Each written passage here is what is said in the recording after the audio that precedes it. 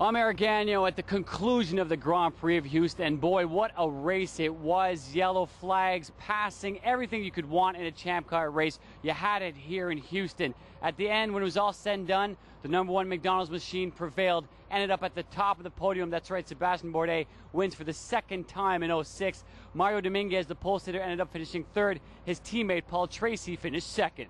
Would have made my race easier if we had started from the front, but McDonald's car was just awesome once again. And as said, I think we worked really hard this winter, and it's all the credit of the boys. And I think it really shows up during the race. The setup we have for races on street courses is just awesome, and it takes good care of the Bridgestone tires. It's just really fast, really quick up to speed, and it's just really fantastic to drive the car in these conditions. In the first segment, I felt stronger than everybody else, and I did pass them one by one.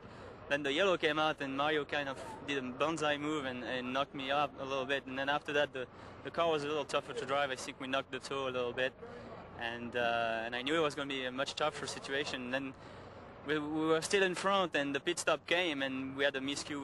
The pit from the pavement collapsed, and the car didn't go all the way up. So Normie couldn't change the wheel, and I was really pissed. And it was a hard fight, and you lose it in the pits like that, it's frustrating. But then we kind of put the pressure on Mario, and at the end we were trying to make a mileage that I think nobody else was going to make. And unfortunately, Mario was going away a little bit, and I don't know. I think he was really trying very hard, and he made a mistake and kind of regained the lead, and that felt very good. It felt like there was a little justice in the thing. It's definitely hard. My pelvis and hip muscles, hip flexors are hurting real bad, but from all the pounding, hitting the ground. So, it was a good race for us. I mean, Mario and Sebastian were a little bit quicker than us all weekend. We need to get out of here with some points, and that's what we did with the Foresight car. I wanted to have a nice, clean race, no dramas, just keep it on the track. Came away with a second, and that's what we needed for tonight. Well, the truth is, Sebastian did put very good pressure on me. He was saving fuel behind me. I knew he was. I was saving fuel too, and by doing that, I just I went into the corner, locked the brakes up, and went straight, lost the lead, and made a big mistake. That was very unfortunate. We could have definitely fight for the win. It was not going to be easy, but we could have fought it a lot harder than that. But mistakes are costly in this business. Finished third. At least we show we can run with them. We can get the poles. We can be fast, and we're going to get the revenge in Monterey.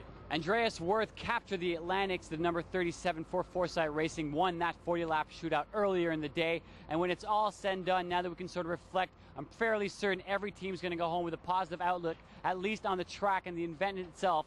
For a first-year event, it was a first-class operation, and the good news is Champcar's coming here for at least 4 more years. In Houston, I'm Aragano.